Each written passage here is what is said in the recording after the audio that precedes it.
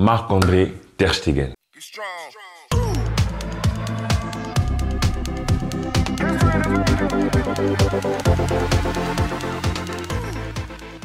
Yo yo le peuple, j'espère que vous allez bien, j'espère que vous vous portez tous bien, j'espère que votre semaine a super bien commencé. Alors c'est une nouvelle série de vidéos qui va consister à parler de chaque joueur de manière individuelle sur une vidéo. Aujourd'hui on commence avec notre portier Marc-André Ter Stegen, vous l'aurez compris. Alors si ce genre de format vous plaît, si ce genre de vidéo vous plaît, dites-moi tout ça en commentaire. Et si cette vidéo en particulier te plaît, si ça t'enjaille déjà, alors commence avec un un gros pouce bleu, ça me ferait plaisir. Et on commence cette vidéo juste après le légendaire s'abonnez-vous. S'abonnez-vous. Avant de commencer, petite pensée pieuse à nos très chers frères de Turquie qui souffrent, qui pleurent en fait. Et on leur envoie beaucoup d'amour, beaucoup de paix. Il n'y a pas que ceux-là. Il y en a en Turquie, il y en a en Ukraine, il y en a en Syrie. Il y en a chez moi en République démocratique du Congo. Il y en a partout autour du monde. Il y a beaucoup de douleurs dans le monde. Alors, ce dont le monde a besoin, c'est mon petit message que je vous donne. En fait, on a besoin d'amour. Alors, partagez de l'amour autour de vous. Aimez les proches que vous avez. Aimez même les gens que vous ne connaissez pas. Et je pense avec ça, demain, peut-être, on aura un monde meilleur. Alors, comme je vous l'ai dit, c'est une série de vidéos. On commence par parler de Ter Stegen. Alors, je vous pose une question. Quel club pourrait se prétendre grand club sans un grand gardien? Ça n'existe pas, grand club, grand gardien. Alors le FC Barcelone est sur une très bonne forme, hein, on va pas se mentir. Il y a beaucoup de détracteurs de Xavi qui étaient pour le départ de Xavi. Aujourd'hui, le travail de Xavi est en train de payer, on commence à voir un vrai projet se construire petit à petit. Alors tout ça nous ramène à une seule chose, en fait Ter Stegen est en train de retrouver quelque chose qu'il n'avait plus. Je pense que vous avez deviné, je vous laisse quelques secondes, roulement de tambour.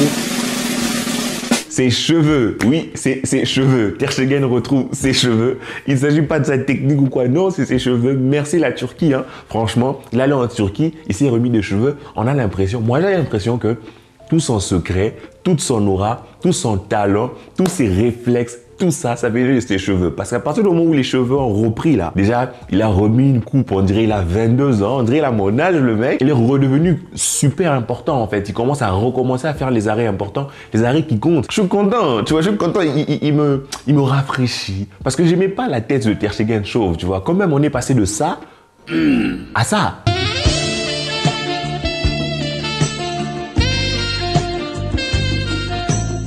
L'évolution est malade, l'évolution est de fou, tu vois, il s'améliore en vieillissant, il retrouve ses cheveux, c'est un super point pour nous, c'est juste une blague, c'est juste une rigolade, mais entre nous, on me demanderait quel est le secret de Ter Stegen, entre nous, hein, je dirais quand même ses cheveux, parce que c'est trop bizarre la coïncidence, depuis que ses cheveux ont recommencé à pousser, c'est redevenu notre Spider-Man, il fait des arrêts importants, vous savez, dans des grands clubs, on a souvent un grand gardien et une grande défense, donc c'est vrai que Ter Stegen, par moment, il s'ennuie dans les matchs, il fait pas d'arrêt, il n'a rien à faire pendant toute une période, il somnole, il dort, il fait son petit café, oui, parce que notre défense entre Araujo, Christensen et Jules Koundé, il ramasse tout, il bouffe tous nos attaquants, donc Ter Stegen n'a presque rien à faire. Mais dans les grands clubs, comment on reconnaît un grand gardien dans un grand club? Le grand gardien n'aura pas forcément 100 000 arrêts à faire, mais quand il devra faire un arrêt, alors il fera cet arrêt-là important. Et c'est ça que nous voyons avec Ter Stegen.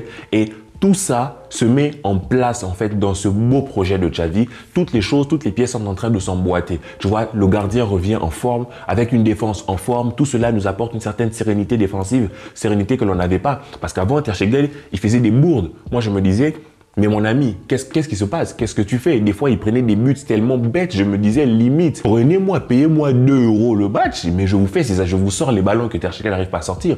Et là, il retrouve ses qualités. Parce qu'une chose à dire, moi, ce qui m'a fait kiffer Ter Stegen, c'est pas seulement son jeu au pied qui est toujours tout aussi beau, mais c'est surtout ses arrêts réflexes, en fait, qui sortaient de nulle part. Il avait des arrêts réflexes, je me disais, mais c'est pas pour rien. Moi, j'ai commencé à l'appeler Spider-Man avant même de savoir que c'était connu, qu'il se faisait appeler Spider-Man. Le mec, il avait des mains partout. C'était comme une toile d'araignée. Il arrivait à sortir des ballons sur des angles incroyables. Et ça, il avait perdu, tu vois. C'est qui a forcément créé chez les fans du souci, du doute. À chaque fois qu'il y avait un contre Ter Stegen, on se disait, ouais, vas-y, c'est mort. Mais aujourd'hui, déjà le 1 contre 1, il faut passer à Araujo, Jules Koundé et Christensen. Hein, il faut se lever de bon matin, avoir pris beaucoup de lait. Ensuite, aller se retrouver devant Ter Stegen qui a ses cheveux. Donc, mon gars, t'es même pas sûr en fait d'arriver jusqu'à Ter Stegen, mais une fois que t'es devant Ter Stegen là, c'est bon, laisse le ballon, retourne faire le pressing et tout, parce que le ballon il va pas rentrer, parce que le mec nous fait des arrêts importants quand il faut. Et ça se traduit, comme je vous ai dit, dans la sérénité de l'équipe défensive, et ça se traduit aussi dans les stats, parce que oui, les stats vont défensivement, on est trop balèze. En fait, je vous donne une stat de FC Barcelone, en 20 matchs de Liga a encaissé que 7 buts. C'était un record, le précédent record était, hein, tenez-vous bien, non pas à l'époque de Luis Enrique, non pas à l'époque de grand Guardiola, mais en 1986. Combien d'entre vous étaient nés en 1986? Quelques-uns, je sais qu'il y a des anciens, mais pas beaucoup. Et le président Record était à ce moment-là. Et avec cette défense-ci, avec l'équipe de Xavi-ci, on est balèze défensivement et on a un gardien qui fait les arrêts qu'il faut, quand il faut. Il nous préserve, il nous sauve de plusieurs points que l'on aurait pu perdre. Merci Marc, merci. Parce qu'autour de nous, de la communauté, dans les réseaux, on va beaucoup parler de notre charnière, de notre défense, avec nos trois qui sont super balèzes et un Baldé qui explose tout. Mais on oublie que quelquefois, on a gagné les matchs 1-0 parce qu'on n'a pas pu en mettre plusieurs et que à l'arrière, Ter Stegen a fait les arrêts qu'il faut, il a sorti les ballons qu'il faut. Et tout ça, en fait, c'est super important pour son mental parce qu'on avait vu un Ter Stegen qui devenait un peu faible mentalement, un peu friable, un peu fragile. On le sentait vraiment très tendu et là, on le sent détendu. On le sent qu'il y a de la confiance. On sent même lorsque le match se termine. J'aime beaucoup ces scènes quand il va embrasser ses potes de la défense, ses coéquipiers dans la défense. Tu vois, il va chercher Araujo, il va chercher Christensen pour leur communiquer en fait toute la sérénité qu'il a pu ressentir pendant le match. Et ça, c'est important. Ça, c'est super important. Une autre statistique, le Boug, en 20 matchs,